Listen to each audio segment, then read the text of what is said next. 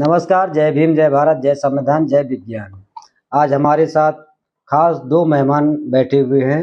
रामू सिंह जी, जो डोमा परिसंघ जिला प्रभारी औरैया है और पूर्व प्रधान भी रह चुके हैं जमुआ के। और साथ में हमारे साथ हैं डॉक्टर विशंबर नाथ जी, जो प्रदेश सचिव हैं डोमा परिसंघ के। दोनों लोगों से बात करते हैं जो 1 दिसंबर को दिल्ली रामलीला मैदान में एक महारैली का आयोजन डॉक्टर उदित राज जी के द्वारा नेतृत्व में किया जा रहा है। उसमें यहाँ औरैया में क्या व्यवस्थाएं हैं उस पर बात करते हैं, कैसे ये लोग यहाँ से जाएंगे, क्या क्या तैयारियां हैं। तो बहुत बहुत आपका धन्यवाद, साधुवाद, आपने हमसे बात करने का समय निकाला। तो उस 1 दिसंबर की रैली की क्या तैयारी है औरैया जनपद की? दिनेश जी, सबसे पहले तो हम आप दोनों को हृदय से धन्यवाद देते हैं कि हमारी बात को लोगों में पहुंचाने के लिए समय दिया। बहुत बहुत धन्यवाद, साधुवाद। सम्मानित साथियों, ये हमारा संगठन जो है डोमा परिसंघ, जिसके राष्ट्रीय अध्यक्ष हैं डॉक्टर उदित राज जी, जिनको हम त्याग पुरुष के नाम से बोले जाते हैं। क्योंकि इनका नाम जो है रामराज था और आयकर कमिश्नर थे, और उन्होंने जो है समाज की जब पीड़ा देखी, उनके सामने बड़ी समस्याएं आई। 2002 में जाकर के दसियों लाख की जब भीड़ करके दिल्ली को जाम कर दिया, तो इनके खिलाफ कई बहुत से ऐसे मामले आए। तो उन्होंने सबसे पहले अपना नाम बौद्ध बने, तो इसलिए त्याग पुरुष हुए। इसके बाद में फिर समस्याएं आई, तो उन्होंने आईआरएस की नौकरी से इस्तीफा दे करके इस समाज के लिए त्याग किया। तो मैं बहुत उनको भी बहुत धन्यवाद देता हूँ कि हमारे लिए उन्होंने इतना बड़ा काम किया। लोग चपरासी की नौकरी नहीं छोड़ते हैं। अभी हमारा तब से लगातार संगठन कई मुद्दों पर काम किए हैं। आपकी तैयारी क्या है? और आज हम जो औरैया जनपद से पूरे ब्लॉक बाई ब्लॉक, और जहाँ पर लोग हैं हमारे लोग, तो नुक्कड़ सभाएं हम लोगों की कैडर कैंप जैसे होता है जी, वो कैडर कैंप हम लोग शाम को दिन में, जहाँ जैसे लोग फोन करते हैं कि 150 लोग हुए, तो वहाँ पर संविधान के बारे में, बाबा साहब के बारे में, और जो आज वर्तमान सरकार आरक्षण खत्म कर रही है, संविधान खत्म कर रही है, तो उनके बारे में हमारी टीम जा करके लोगों को समझाती है और 1 दिसंबर की रैली के लिए उनको आह्वान करती है। हमारे यहाँ पर लोग जो है अपने घर से रोटी बनाकर लाएंगे, पूड़ी बनाकर लाएंगे और अपने खर्चे पर आएंगे। और कुछ लोग चंदा भी देते हैं। जिस तरीके से बगैर धन के तो कुछ होना नहीं है, तो उस तरीके से हम लोग कैटर करते हैं। लोग कुछ पैसा भी देते हैं, डीजल के लिए देते हैं, हम लोगों को खाना भी खिलाते हैं, और रैली में जो है ज़्यादा से ज़्यादा लोगों के लिए हम आह्वान करते हैं और लोग तैयार होते हैं। हर साल हमारे यहाँ रैलियाँ होती रहती हैं। तो लगभग जो है हमारे यहाँ से औरैया जनपद से 1000 लोग ऊंचाहार से जी, 30 दिसंबर को निकलेंगे यहाँ से। 30 नवंबर को निकलेंगे, क्योंकि 1 नवंबर को वहाँ पर रैली है। जी, 1 दिसंबर। 1 दिसंबर को रैली है। तो हम लोग शाम को यहाँ से निकलेंगे, सवेरे हमारी रैली होगी, दसियों लाख की लोग भीड़ होगी। लगभग यहाँ से 5 लाख रुपया भी जो है हम लोगों को सहयोग करना पड़ेगा। और हमारे प्रदेश अध्यक्ष हैं नीरज जी हैं, उनकी बड़ी जिम्मेदारी है। पूरे प्रदेश में उनका घूमना हो रहा है, कई जगह बड़े बड़े कार्यक्रम हो रहेंगे, तो उनके नेतृत्व में लगभग 4-5 लाख लोग उत्तर प्रदेश से निकलेंगे। जी, चलिए, इसी के साथ में हमारे साथ में बैठे हुए हैं बगल में डॉक्टर विशंबर नाथ जी, जो प्रदेश सचिव हैं। उनसे भी बात करते हैं कि क्या आपके द्वारा क्या तैयारियां हैं, या औरैया जनपद के बाहर भी आपने कोई तैयारियां की हैं, क्योंकि आप प्रदेश सचिव हैं, तो क्या तैयारियां हैं उस पर थोड़ा बात करते हैं। जी डॉक्टर साहब। देखो, ये रैली है जी, ये कोई हमारा पर्सनल काम नहीं है, लेकिन हमें समाज को जो है जागृत करना सबसे बड़ी जिम्मेदारी है। जी, हमारी मांगें पूरी हो या ना हो, लेकिन समाज को जो नई नई घटनाएं हो रही हैं हमारे साथ, जी, उनके प्रति हमें उनको जागृत करना सबसे बड़ी जिम्मेदारी है। जी, एक बार उदित राज जी से पूछ दिया गया कि उदित राज जी आप ये बताइए कि आप जो है हर साल रैली करते हैं। तो उनका एक ही जवाब था कि जब भी सांसद का गठन होता है तो नए मुद्दे उठाए जाते हैं वहां।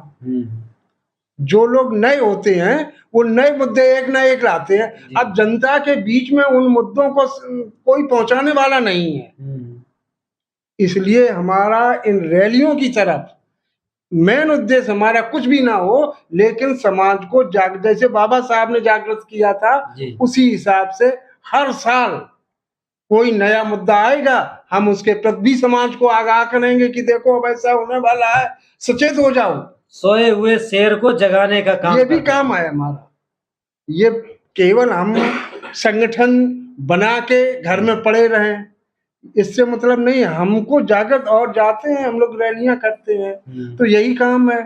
सारे लोग अच्छा, जैसे मान लीजिए ये राजनीतिक लोग हैं, ये तो पार्टी के होते हैं ना, तो पार्टी वाले तो सुनेंगे नहीं। तो बाबा साहब ने कहा था कि जिस दिन हमारा समाज सड़क पर उतरना चालू कर देगा उस समय हमारे सारे अधिकार मान लिए गए। मेन उद्देश्य यही है उदित राज जी का, मतलब सड़क से लड़ाई शुरू करेंगे, संसद तक जाएंगे, संसद तक जाए तभी कुछ हो सकता है जी। यही समाज को जगाना है हर साल, इसीलिए हमारे उदित राज जी रैली करते हैं। हर साल होती है ये नहीं कि केवल इसी साल हो रही है कोई नया मुद्दा। अब जैसे ये मान लीजिए लोग कहते हैं कि आरक्षण इसमें दिया हुआ है, हमारा आरक्षण है 50% से बढ़ाया जाए जी। एक बात आप बताइए कि लोग 15%, आरक्षण 50% है या नहीं, आप बताइए। बिल्कुल है। लोग 15% और आरक्षण कितना 50%। उन्होंने वो जो एक दीवार खड़ी कर दी। पहले क्या होता था, जैसे हमारी हाई मेरिट हो जाती थी तो हम छलांग लगा के उस कोटे में पहुंचे थे, जनरल में चले जाते हैं। ये लोग कहते हैं, देखो सभी लोग कहते हैं आरक्षण तो कतई खत्म नहीं हो सकता, आरक्षण तो कतई खत्म नहीं हो सकता, लेकिन आरक्षण को किस तरह से घुमा के खत्म किया गया, ये भी आरक्षण ही है। तो इसीलिए जो है हम ये भी मांग करते हैं कि 50% से बढ़ाया जाए। जब हम 85 हैं तो हमें 85 चाहिए। तो 85% को आरक्षण तो दे तो दिया है, कथा भागवतों में आरक्षण है और मंदिर मस्जिद में गुरुद्वारे में आरक्षण है। कांवड़े लेके जाइए, वहां देखिए कितने आरक्षण वाले लोग पहुंचते हैं। देखो वहां तो लोग आरक्षण वाले यही लोग जो वहां जाते हैं, लेकिन अब इन्हीं कांवड़ों वालों से पूछिए कि मंदिर में जाने पर भी बैन लग जाता है। केवल कांवड़े लटका के आप चले जाइए लेकिन घुसिए नहीं। मैंने अब आपको आपने थोड़ी याद दिला दी तो उस घटना को हम बता रहे हैं। मेरी फर्स्ट पोस्टिंग त्रिवेणी देहरादून में हुई जी। चक्राता के उधर एक महाशिव देवता का मंदिर है। वहां मंदिर में क्या होता है, जितना एससी कैंडिडेट है वो पूरे गांव से इकट्ठा करके सामान और वो लाद के और उस मंदिर में पहुंचाता है। वहां हर साल एक मेला लगता है जिसमें बकरा, आधा बकरा जो है वहीं काट के रख दिया जाता है, आधा बकरा वहीं बनाओ और खाओ और रात भर दारू पियो, रात भर लड़कियों के साथ नाच गाना करो, ऐसा मेला मतलब लगता है। तो हम गए। अब हमारी जात तो किसी को मालूम नहीं थी, हमने भी कह दिया, हमने कहा ठाकुर साहब, सियाना जी कहते हैं वहां, हमने कहा हम भी चलेंगे, कैसा रात में गाना बजाना होता है। तो अब उन्होंने वही जात वाला उकेड़ा, उन्होंने कहा देखो साहब चलने के लिए तो आप चल सकते हैं, लेकिन वहां एससी कैंडिडेट्स उस मंदिर के अंदर नहीं जाता है। वहां एक बार क्या हुआ कि एसडीएम साहब आए और उन्होंने अपनी जात छुपा ली। जात छुपाने पर जैसे ही वो मंदिर में घुसे वैसे ही वो अंधे हो गए। अब वो इधर उधर घूमते फिरे। लोगों ने कहा क्या बात हो गया, क्या बात है? बोले हमें कुछ दिखाई नहीं दे रहा है। तो उन्होंने कहा तुमने जात क्यों नहीं बताई? मतलब जात छुपाने से मंदिर में घुसते ही अंधे हो गए। अंधे हो गए। देखो मतलब एक भय दिन हो ना प्रीत, ये यही तो डंडा अपनाए हैं सारे लोग। भय दिखाओ किसी तरह का, पूजा नहीं करोगे तो भय। अब देखिए, तो अब बोले, जब उन्होंने कहा, बाहर निकाला पुजारी ने और कहा कि भाई आप यहाँ कुछ बोल के जाइए, तो उन्होंने एक लिंक 1 किलोमीटर की मंदिर तक एक लिंक सड़क जब बनवाई तब उनकी आंखें ठीक हुई। ठीक भी हो गई। ठीक हो,